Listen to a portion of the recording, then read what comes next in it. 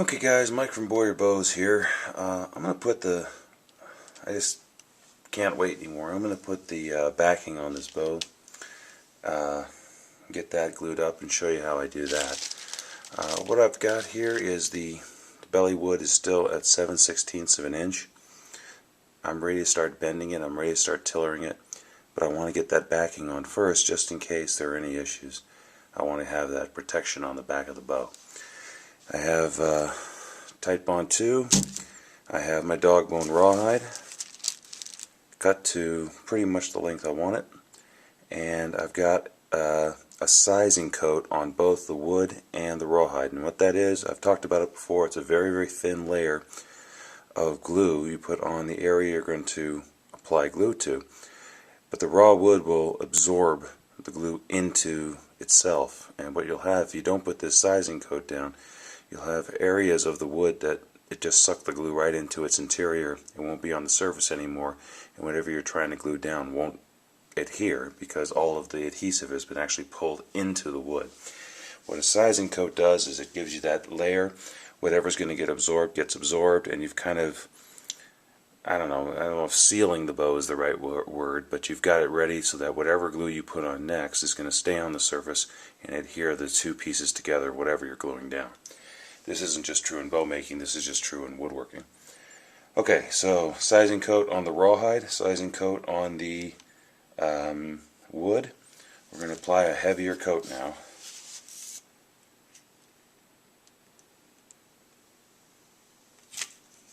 And it just does not want to come out of this tube. I guess we'll just let you watch. I don't really have much to say, except that I'm going to put the rawhide on the working limb all the way through to the fades, the end of the fades. So here's the working limb, and then here's the fade. So I'm pretty much gluing up to this line here, and I'm going to apply a nice heavy coat. I'm not going to say a thick coat because basically how much glue I apply, well, you can see that the glue is kind of, with this marker, is transparent, but I want to apply a pretty heavy coat here, but not a ridiculously heavy coat because I want it to dry eventually. So how much is it? Well, I like to see the bow is turned this sort of creamy yellow color, and then for the sides, I like to get a nice dollop of glue on my gloved finger, turn the bow onto its side here without messing up the camera, and just apply glue to the side of the limb. And again, once the wood takes on the same color as the glue, we know we've got, well, or I believe we have enough glue on the bow. I'm going to try to keep it off the belly as well. I'm going to be sanding the belly more. It really doesn't matter if I get glue on the belly. It just makes life a little easier. Okay, get to this side here.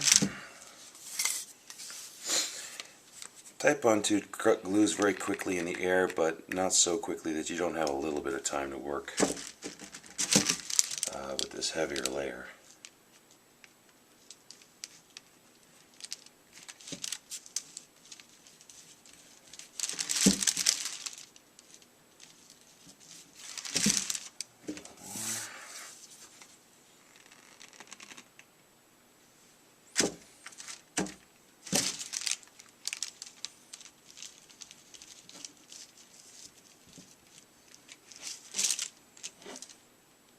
You don't want to skimp too much. This glue isn't so expensive, you shouldn't. You can see how it's turning from that creamy yellow color to a darker color. That means it's starting to dry. I'm going to put a little more glue on the rawhide, but I better get going here. Basically, just get the rawhide covered up.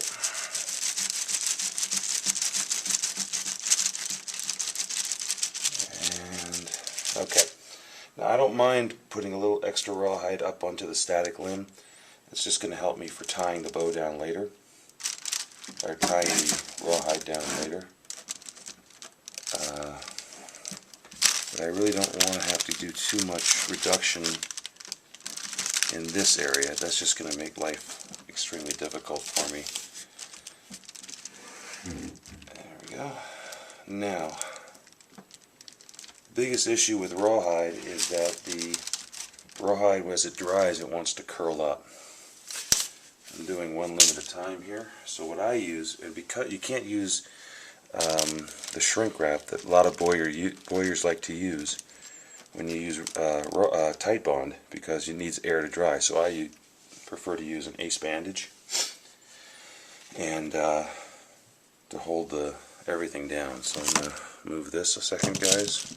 I'm going to try to keep this all in camera view.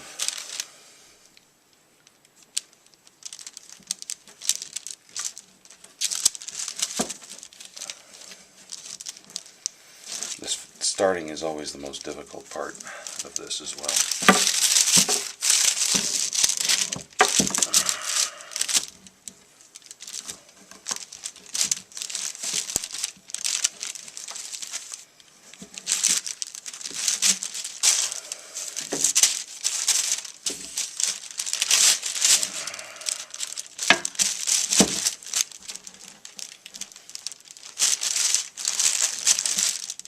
Okay, let me just get this wrapped up real quick, and then I'll bring it back to the camera and show you how it looks. Yeah, you know what? I'm going to cut it, and I'll show you the finished product. It's just, you just wrap it around and get everything holding down real well, but it's hard to do with one hand. I'll be right back, guys. Okay, guys, I got the bow wrapped up here in an ace bandage. This is how it sort of turned out, and just tied it off to itself again. And one thing you want to do after you tie it up is just put your thumb against it, and if you feel any areas, you shouldn't feel it, any areas where it's coming up. Really try to get a nice tight wrap on this thing. But a little way to get some cheap insurance going here, I really want to make sure there's no places where the glue doesn't adhere. So what I like to do is, this part of the bow is flat.